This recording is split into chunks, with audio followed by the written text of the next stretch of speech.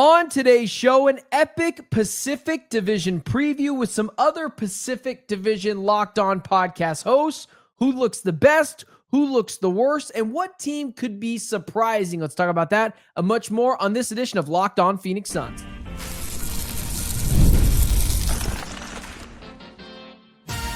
You are Locked On Suns, your daily Phoenix Suns podcast, part of the Locked On Podcast Network, your team every day. So welcome into Locked On Phoenix Suns on this beautiful Friday night, Saturday morning, even when you're watching this. Thanks for making Locked On Suns your first listen here on this beautiful Friday night. And don't forget, Locked On Suns is free and available on all platforms, including YouTube. So click that follow or subscribe button to do what thousands, dare I say millions of Suns fans have already done. Become an everyday or get locked on to the Phoenix Suns right here each and every day. Today's episode is brought to you by our friends over at Monarch Money. Take control of your finances with Monarch Money. Use code LOCKEDONNBA at monarchmoney.com for 50% off your first year. So really quickly, just an intro, and then we'll get into your regularly scheduled Locked On Suns show. A Pacific Division preview. I got together with my guys from Locked On Warriors, Clippers, Lakers. Kings couldn't make it. More on that later. And we did a little bit of trash talking, a little bit of intelligent analytics. But let's just say I went to the defense, to the bat for Phoenix Suns fans and, threw some shade, some other directions towards the Lakers and the Warriors and the Clippers a little bit. Because, listen, the Phoenix Suns right now are, a little bit in the doghouse when it comes to the Pacific Division. But with that being said, take a listen, take a look. And you'll hear how some of my defenses and defending the Phoenix Suns went. Go ahead and check it out. Bringing in my guest here. It's the offseason. That's why. Locked On Suns, Ben Garcia, host of Locked On Warriors, Charlie Walter, and host of Locked On Lakers, or co-host of Locked On Lakers, Andy Kamenetsky. Fellas, we're missing Matt George from Locked On Kings, but the Kings aren't going to win the division anyway. How are we doing? It's the most Kings thing ever. That just to let people behind the curtain, Matt George, the host of Locked On Kings, was actually the guy who organized this Pacific Division show, roped all of us into it, and then ended up not being able to make it, which I feel like is just a metaphor for the Sacramento Kings, like taking 2 steps forward, 11 steps backwards their entire franchise history. It's literally their light the beam season. They arrive, they take on the Warriors. Everyone's got cowbells in the stadium. We think they're taking the next step. And then, you know what? Mike Brown, you're gone. We're not going to make it. Mm-hmm. Yeah, no, I'm just going to be honest with you. I've seen some of the content Matt has done, and I'm like, oh, I can't wait to meet this guy. The Kings deserve every bit of awful things that happen to them for the next decade straight.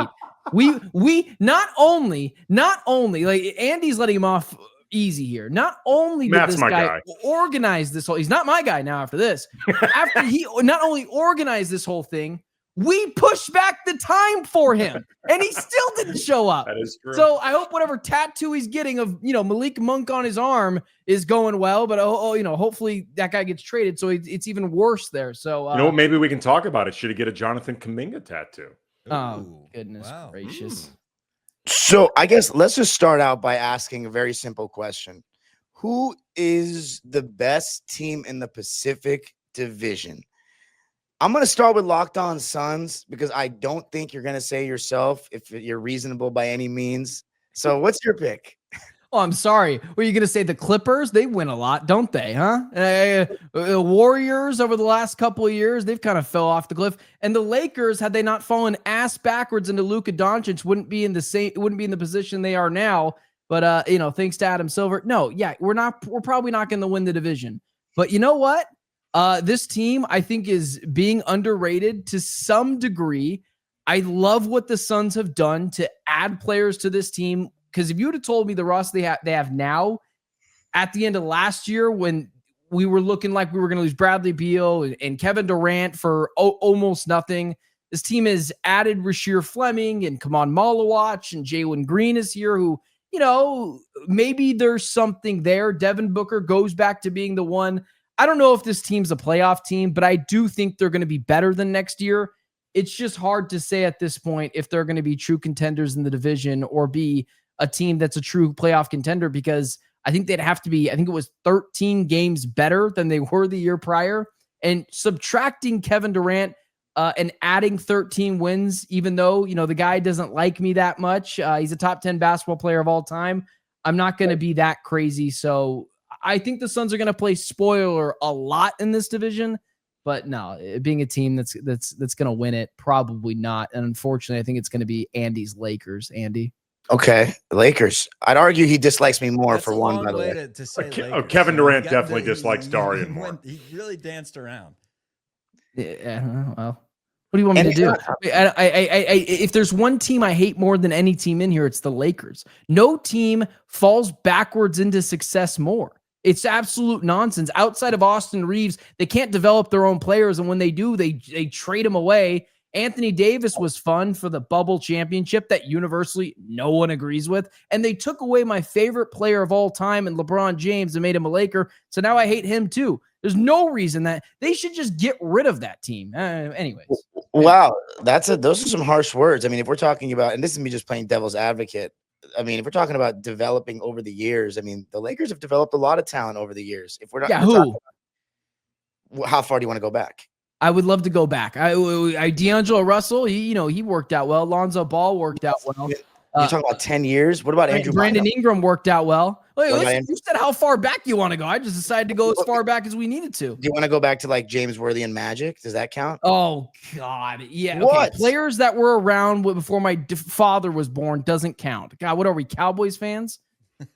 Your Laker fans are even more crazy with that type of stuff.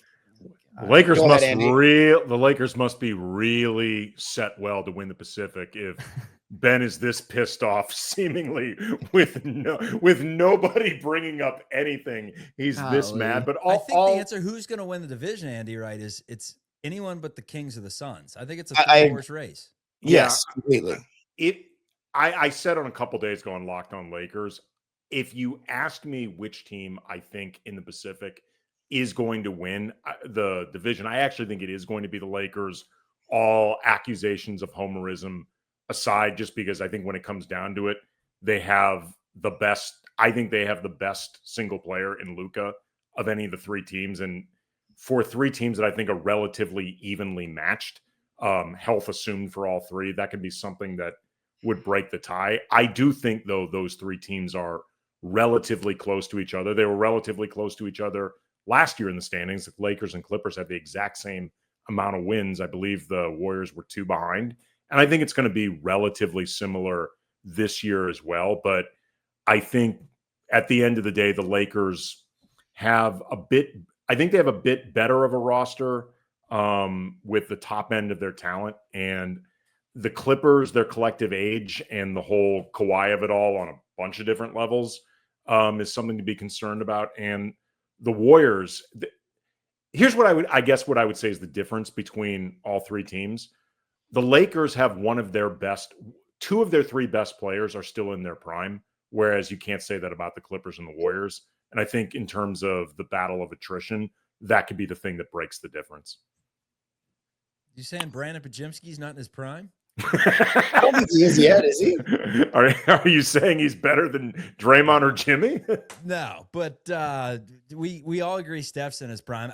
Ben, I want you real quick to tell me why DeAndre Ayton's going to be a great fit for the LA Lakers. Oh God, I can't tell you. I can't tell you how great it was to go on national TV a couple of weeks ago and just slander DeAndre Ayton's name and the Los Angeles Lakers. It's a major upgrade over Jackson Hayes. That I can't disagree with, but it's like going from a tricycle to a 67 beat up car. It's your first car. It doesn't run really well, but it doesn't have AC, but heck, at least it gets you somewhere. DeAndre got you to one of the two finals your franchise has been to. Yeah. DeAndre Ayton was the driving force of the finals. And then the very next year when he was on a milk carton, he was missing against the Dallas Mavericks. Yeah, I don't know about that too much. He's part of your franchise's history, whether you like it or not. Anyways, DeAndre Ayton is going to be good to the degree with Luka Doncic, meaning he's going to be able to catch those lobs. But DeAndre, and he's going to do, like, he's going to put up a double-double, and then DeAndre Ayton truthers will tell you, look at how good he is. He put up a double-double, but they won't actually watch the games.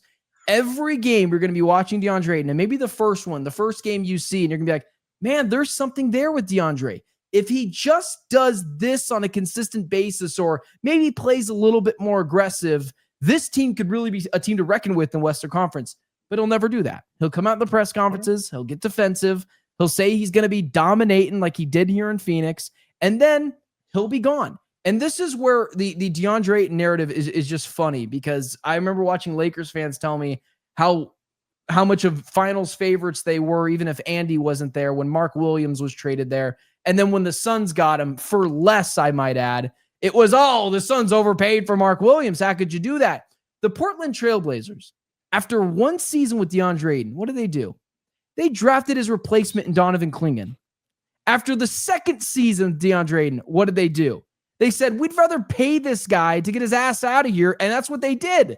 Like, it's a fine signing, but it ain't going to move the needle for the Lakers. I'd probably still take the Clippers to beat them. And that's actually no hate there. I dislike Bradley Beal too, but Clippers to beat them, but you picked the Lakers though. Did I pick the Lakers to win this division? Yeah. I'm okay with you switching. If I did, it was out of spite. That was you guys and pointed to Andy. Got his host. Yeah, I get my bad. I think the Clippers are probably the best team here. All right. Well, coming up, we're gonna get Charlie and myself's answer about who the best team in the division is. Gonna be talking about that coming up. I got to tell you a little something about Monarch Money. Most people can't name all their financial accounts or even what they're worth, whether it's 401ks, properties, or investments. I mean, you don't have the full picture, you can end up leaving money on the table. After my house burned down, I did not know what I was paying for, and I checked, and I had been $300 in debt to the YMCA, and I was not even going. So I had to get that checked out. Monarch Money really helped me locate my finances, and it's built for people with busy lives like myself. I was also paying for Apple TV, and I hadn't watched an Apple TV show in months. So Monarch Money really helped me straighten out my finances. If you've put off organizing your finances, Monarch is for you. Monarch does the heavy lifting for you. You can link all your accounts in minutes, see clear data visuals, get smart categorization of your spending, and finally feel in control of your money. Don't let financial opportunities slip through the cracks. Use code LOCKEDONNBA at monarchmoney.com in your browser for half off your first year. That's a 50% off your first year at monarchmoney.com with code LOCKEDONNBA.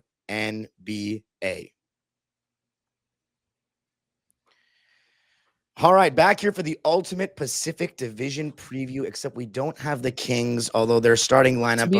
To be fair, isn't that make it the ultimate Pacific Division preview? Right. That the Kings aren't here. Sorry.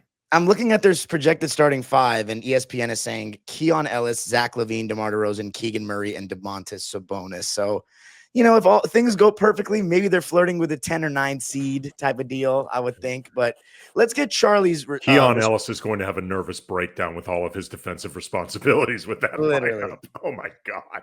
But maybe, though, having him start will, and I guess we'll show the Kings a little bit of love. Maybe having him start will improve their defense a bit, just because, you know, Fox had a lot of offensive responsibility. Now you have your two designated like point of attack guys and Keegan Murray and Keon, but then you have 3 players that are really just offense only guys with DeRozan, Zach LaVine, and Sabonis, and their bench. Of course, you got Malik Monk, who's great, but no more Jonas Valanciunas.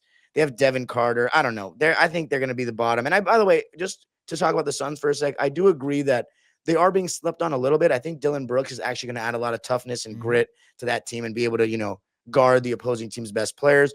But Charlie, you know, you made a good point. It's really a 3-horse race in terms of who wins the division. Give me a read on how you feel first about who you think is going to win it, and then you can expand by talking about the Warriors. I think it's probably going to be who's healthiest. I think if the Warriors remain healthy all season and you get, let's say Al Horford joins the team, DeAnthony Melton joins the team, and you can get 50-plus games out of all 5 guys that you would assume are extremely important veterans. Horford, Draymond, Jimmy, Steph, DeAnthony Melton. You get 50-plus from all of them. You get some sort of resolution from the Jonathan Kuminga saga that doesn't wind up being disastrous.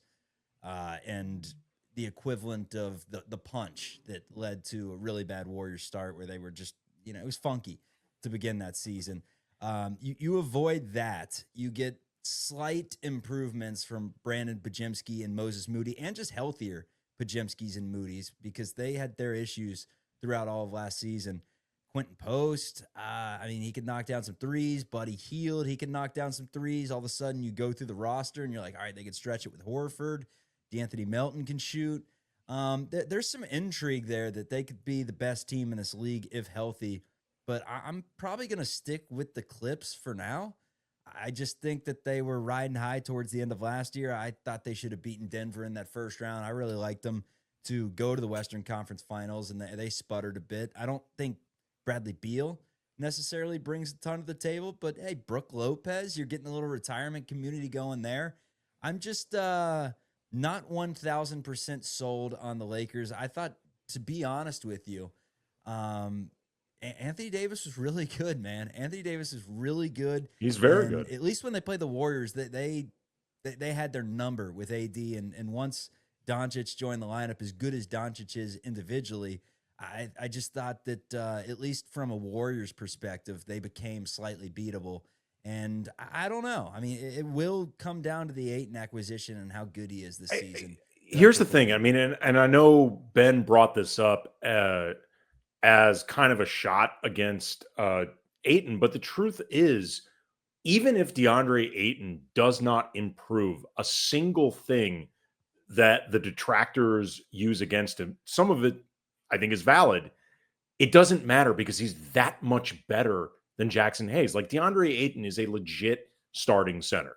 Jackson Hayes is a back end of the rotation or out of a rotation NBA center. Like, the difference between the two of them is massive, and he fits really well for, in particular, centers that can thrive with Luka. So, and I say this just because what you were talking about with the difference between him, like the difference with the Lakers post AD, that is definitely true. But at the same time, they were operating without a true starting center. DeAndre Ayton isn't Anthony Davis. He clearly is not, but he is much closer to Anthony Davis than Jackson Hayes was. And I think that difference is going to be really tangible.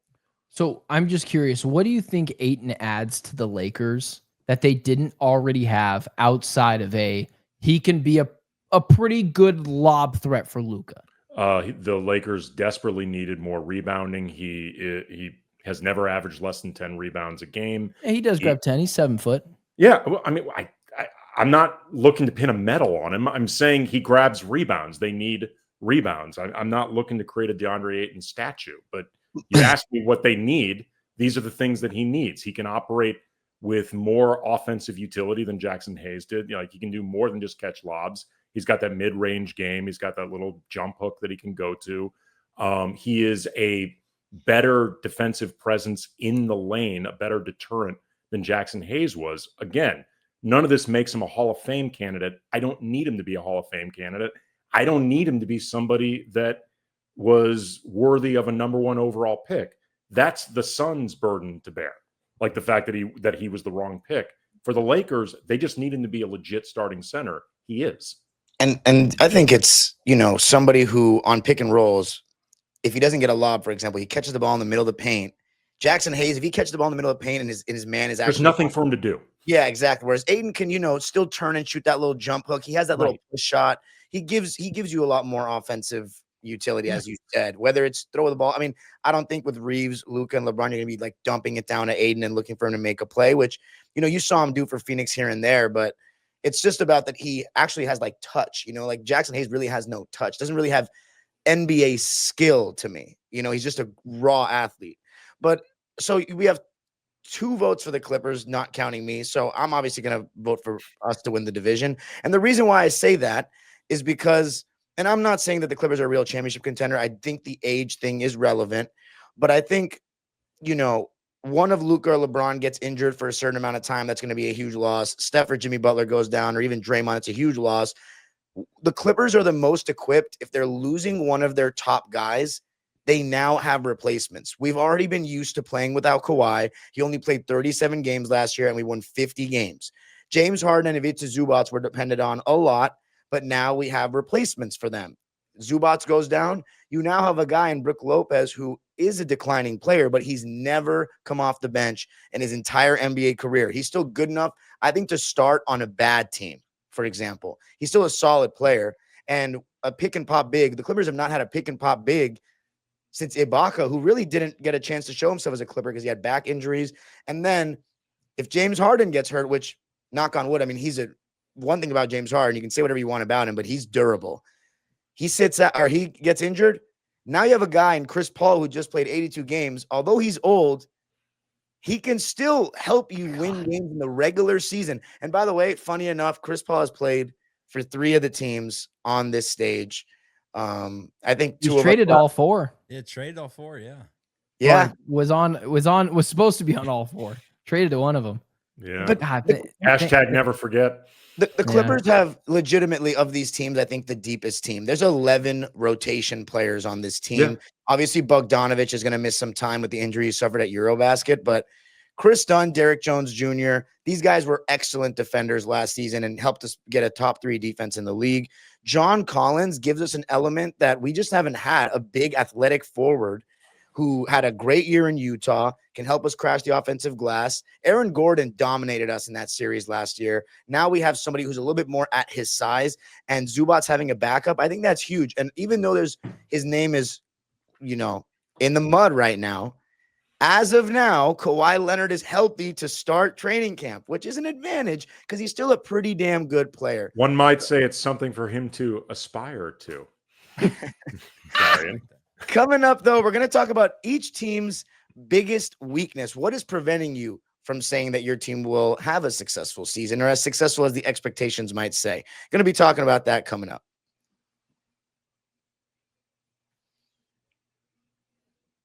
I got to tell you a little something about Open Phone.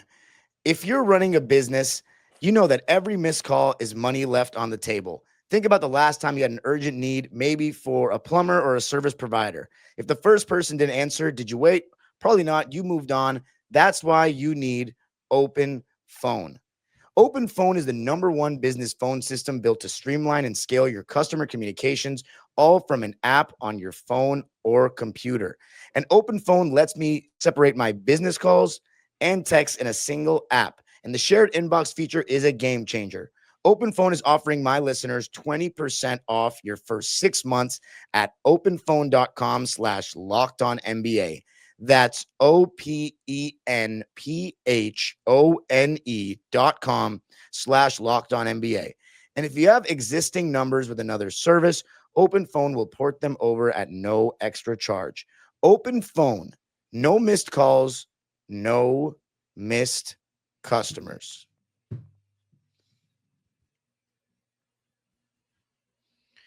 All right, talking Pacific Division, seems like the majority thinks your LA Clippers, if you're a Clipper fan, are going to win the division. So I love to hear that from the people. Now, what is your team's biggest weakness? What is the big thing that's scaring you about your team? Let's just say when fully healthy. Let's not use health, because I think as a Clipper fan, I think that's the biggest concern on my end, even though I kind of contradicted that by saying age or health and age. Did those correlate? I think, is that what you're going to say for the Warriors? Because that's clearly the flakiness, because that would also be Clippers too. By who's flaky? Flakiness? Kawhi? Well, that's King Flake. The other two would be Harden and Bradley Beal, and when things actually matter, or the fact that Chris Paul, as much as I love the dude, tends to get hurt every year in the playoffs. So I mean, that is something. Are we talking about the playoffs though? Because I think we're too old to do anything more than win a series or maybe 2 at best in the playoffs. I thought we were just talking regular season. Oh, I thought, well, no, we could do the regular season too. I was going to loft up the fact later on of which team do we think in here has the greatest chance to actually win the championship, because winning the division and the championship are the same thing. And that's why I was saying weakness wise, I think there is some flakiness that comes in the playoffs with that team where, outside of those 3 players, I think that's your identity, is you kind of are who your best player is, possibly your second best player. And a lot of that comes in big moments, playoffs. Those guys just tend to not work out. Who has the best assets at the deadline? I would say that's the team that has the best chance to win it all. Because these assets you speak of, Not, I don't know what that is. Not the Clippers. We really don't have many. I'm just gonna stay quiet when we're talking about assets. As of right now, the Warriors don't have any. And if one of these three teams can't find something to bring in at the deadline, I just don't think. I think the West is too tough, and unless there are a bunch of injuries elsewhere. I mean, Rockets. Whew. Nuggets. Yeah, I mean, we'll see with the Rockets. It's an interesting way tier, fellas. We're in that second tier. Oh, cool. We're in the third tier, buddy. Who's the first? You think there's any team though? Who's in that first tier besides the Thunder? Do you? Denver and Houston? Just maybe not even Houston yet. Because you can't put them in there yet. Losing Dylan Brooks hurts more than I think people are giving him credit for because he was the perfect Ime Udoka player. I think Durant. I mean, obviously you make that trade, but let's see him play a game first before we crown him. But Nuggets, we know the Nuggets are going to be legit. Yeah, I think that's pretty consensus. What about the we can talk about them briefly because it is Pacific Division, but Minnesota, how do you guys feel about Minnesota? They lost Nickeil Alexander-Walker, but they still have keep winning, right? They're a good team. And Anthony Edwards is only getting better every year, so Anthony Edwards, when we did our top 100 rankings, I caused a bit of a stir with the Locked On Lakers audience, but I had Luka at 4, which I think they were okay with, and that matched the overall consensus with all of our hosts. What pissed them off is I had Ant ahead of him, which was a bit of me projecting towards the end of this coming season, but it's also just Ant's development as a two-way player and his ascension as a two-way player.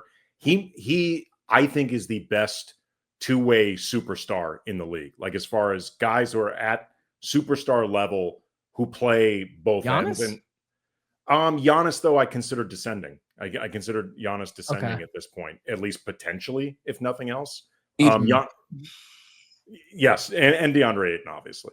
But not to get too far down the track of the Wolves, but just because we talked about it, I think they might be tier 1.5, but they're a really good team. And I was gonna say, if you were somebody who'd never watched basketball before, though, and you watched your series last year, there's no way you can say that Ant wasn't the best player in that series. Ant was really, really good.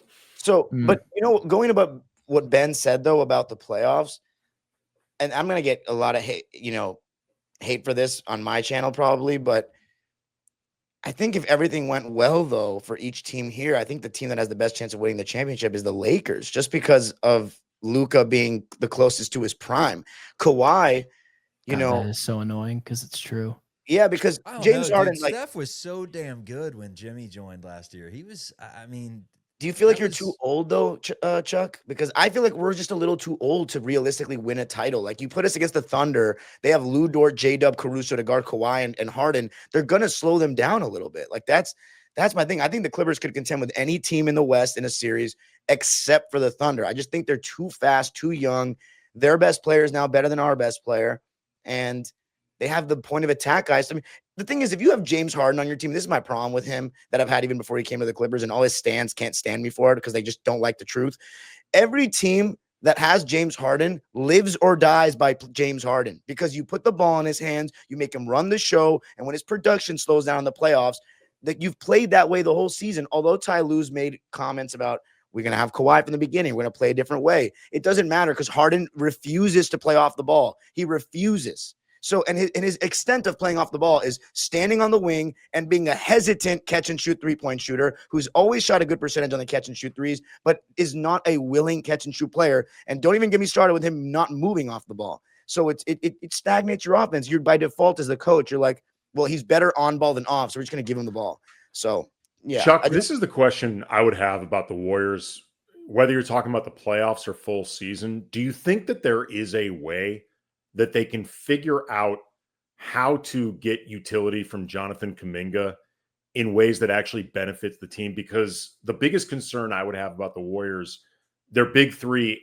their collective age, but also there feels like there's such a gap between those three and everyone else.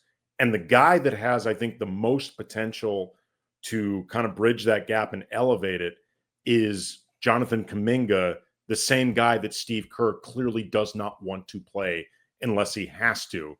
But he's also, in some ways, the missing piece. Yeah. That situation is messy on a bunch of different levels. But do you think that there is any way for them to find some type of compromise? Because otherwise, I just feel like the regular season is going to end up exhausting your big three. Yeah, I would say that, I mean, I go back to like exactly a year ago, or I guess, November, December, those months before Jimmy Butler joined the fold, and Steve Kerr let Kuminga run, man. I mean, he was getting 30 minutes a game. He was putting up 30 points. There were some games where Kuminga, I think against the Suns and maybe the Nets back to back, but he went for 30 each game, and Draymond Green went to the bench. Everyone and did that all against signs us. were pointing to Kuminga. He gets hurt.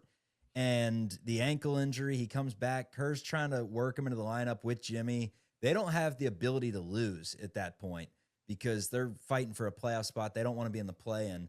So if it's not broken, don't fix it, right? And the DNPs didn't make sense because it's like, really, you're going to squeeze in Pat Spencer for 4, but you can't get Jonathan Kuminga in a must-win game against the Clippers, like 5 minutes of runtime. So that didn't make any sense. But I do believe him face value. If this can be rectified and he comes into the season with a good mindset, because I have no idea.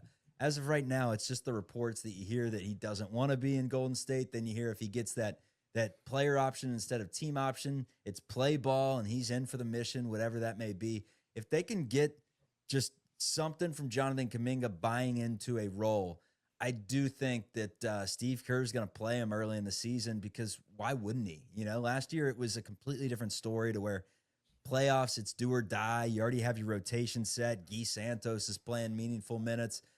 I mean, there's going to be a camp to where they can work in Kuminga. Everyone knows what the Warriors want to do. It's raise his value as much as possible. For Joe Lacob's sake, he's like, raise it as much as possible. So it forces Steve Kerr to keep him on the floor, and this guy's handed the keys. For everyone else's sake, and for a lot of the fans' sake, it's just raise his stock to the point where someone wants him, and you could potentially package that together with maybe Moody, maybe Buddy Hield, maybe they don't have many $8 million, $10 million contracts to package together. But, I mean, you're looking at $35 million player you could potentially add in if the money works out that way. So, Chuck, I would be in a lot of trouble if I didn't ask you this, because the Suns fan base, I think right now it's a little bit of low sports self-esteem. So when you see Jonathan Kuminga, you're like, get that guy on the Suns. Let's say that the Suns somehow swindled the Warriors into getting Jonathan Kuminga, and you guys took on Royce O'Neal and, Grayson Allen, whatever, some bad contracts to take back for Jonathan Kuminga and some second-round picks. 4 of them. You can take 5 of them. Sure, man. Have fun. Knock yourself out. Kuminga, here's my thing. This is on the outside looking in. Non-efficient basketball player, kind of subpar defensively. He's long, he's tall. I see the talent, but what is like the thing that has this is another reason why I don't understand why the Warriors don't actually call, if they didn't have a better deal with the Kings on the table, why they wouldn't call up the Suns and say, Royce O'Neal kind of fits what we do better. Yeah, it hurts to kind of give up Kuminga for this, but let's just give him to the Suns. They've made such great decisions recently.